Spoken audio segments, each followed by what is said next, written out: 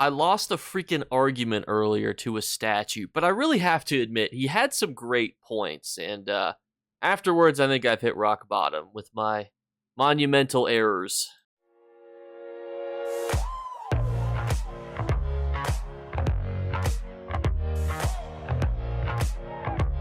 Ooh, what's going on, YouTube? It's the weekend. We're inside Cold Harbor, inside the Hollow City, to go over our first of two weekend vendors. Now, we talk about Zenil for a couple reasons. One, potentially you could utilize him for yourself, or potentially you could resell these items in the future. Now, we have the second week of statues, and I am a statue fiend, connoisseur. I have been buying statues like it's been nobody's business. If you've been to my house, you've seen the majority of these statues. So if you're looking to resell these statues, I would generally avoid the Apocrypha one, even though it's newer. I think it's actually the first time we can get this specific one. And I actually would go towards the traditional ones, like the Statue of Truth. I mean, just look how baller this guy looks. You put this guy, it looks like one of those little minis that you would use inside of like a D&D campaign. Same with the Statue of Order and the Statue of Justice. Just absolutely baller. You can also put crystals inside the Statue of Justice, and I absolutely think they look fantastic. These have phenomenal resale value. Even things like just the circular statue bases also do well.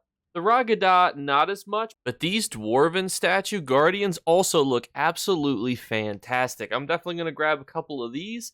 The Dark Knight ones, this Breton one's also a good one of RK. The Dark Elf statue, I feel like it's just a little bit too big and a little too marbly. But yeah, these are great statues, great investments, and great for your home. Not necessarily going to go with the Halloween-esque theme that's going on right now, but still good items. And before we jump into the second vendor here, this is just a quick reminder to subscribe and like this specific video and leave a comment. That'd be fantastic. I try to do very short intros into my video, so just throwing it in here now. But next, we are inside our Northern High Rock Gate inside of Cyrodiil to go over our second golden vendor. And the first one we have from March of Sacrifice is Blood Moon. Now, when you deal light damage melee attacks, you gain a stack of Blood Send for 8 seconds. When you gain 5 stacks, you become Frenzies, increasing your melee light attack damage by 20-50 and increasing your attack speed by 50%.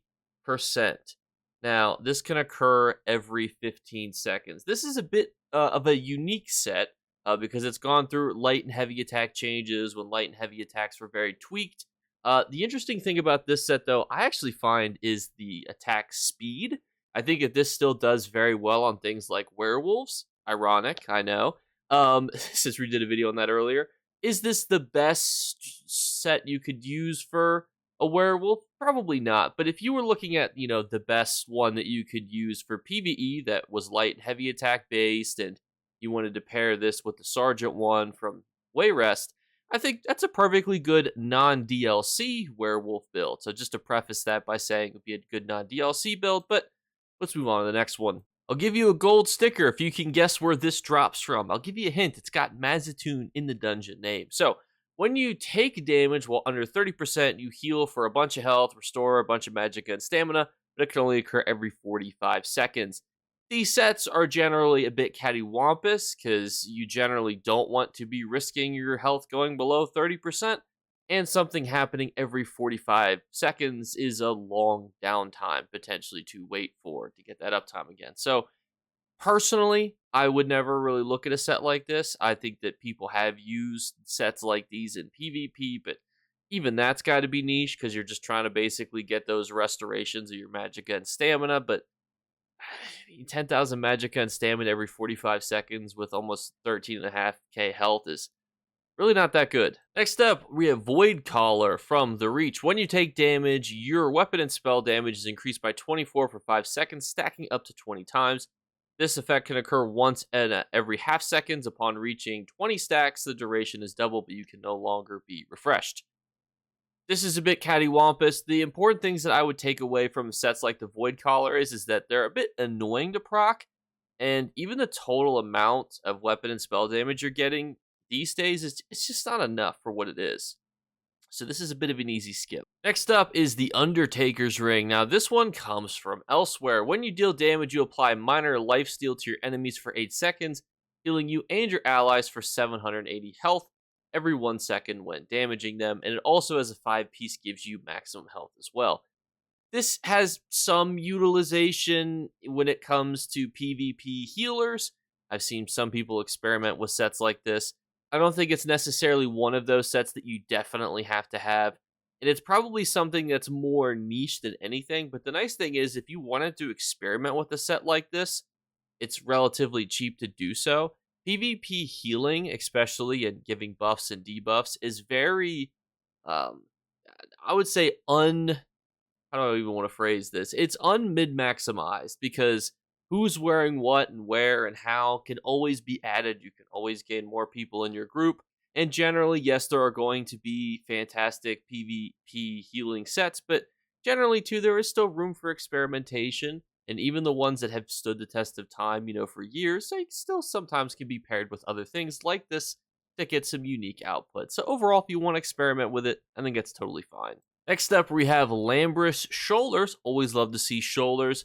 When you deal flame or shock damage, you have a 33% chance to summon a meteor shower that deals 726 flame damage and shock damage to all enemies within 4 meters every 1 second for 5 seconds. This effect can occur once every 8 seconds and scales off your weapon or spell damage. This set comes from Crypt of Hearts 1. It's very easy to complete if you're a new player. Is it good? It's non-DLC oriented. You don't have to have any DLCs to get it, but I actually would skip this one and get the second one if you are a base game player. We'll talk about that here in just 1 second. Because from Vollenfell, we have Tremor Scale. Now, before we talk about Tremor Scale, let's talk about a couple concepts here very quickly. There's a few things, and one unnamed buff. So, for example, this has an unnamed buff. And the other thing, too, is that this is a base game monster set, which is just even more fantastic. So, when you activate a taunt ability on an enemy, you cause a Dune Ripper to burst from the ground beneath them for 1 second, dealing 6277 physical damage to all enemies within 4 meters and reducing their armor by 1451 for 15 seconds. This effect can occur once every 10 seconds and scales off the higher of your physical or spell resistance. So, a couple really nice things here, and that's we have an unnamed buff, which means it scales still with every other buff that you have.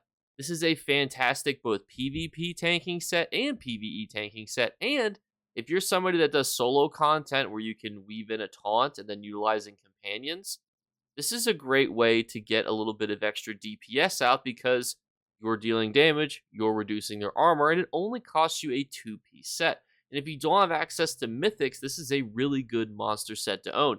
In fact, I would encourage you just to own this monster set in general because if you're doing PvE type content, there's going to be situations in some of the hardest content in the game where you may want to run out with this bad boy. Same with PvP. There's plenty of PvP tanks in the game that run this here, and I think it's a great option if you're interested. But everyone, let me know what you guys think in the comments below because, as always, we're doing our 3 giveaway drawings. All you have to do to enter is leave a comment in the comments below. Tell me anything. What are you most excited for this upcoming weekend? Did you claim your rewards from the Crown Store today if you are a Gold Road Edition owner? Second thing is just be subscribed/follow on Twitch and Twitter for 2 additional entries. And the third thing is look for a hidden word to be flashed upon the screen. You guys found the word for last month, which was goober. Keep a close eye out for this one because I'm going to make sure to hide it pretty well. And then I might be able to just give a little bit of clues throughout the rest of the week. Gives a little bit of a reward for those of you who watch the videos. Even if you're like, Jake, I already know if I want to be a werewolf. I've already been to the Golden Vendor. It's your guys' reward for sticking by. So thank you guys so much again, and I'll catch you later. Bye, guys. You better remember to like and subscribe to Jakeclips. Or you should. I might have to pluck your eyes if you don't. Or, better yet, I'll skip rope with your entrails. Do it now. Subscribe. Ta-ta. Off with you.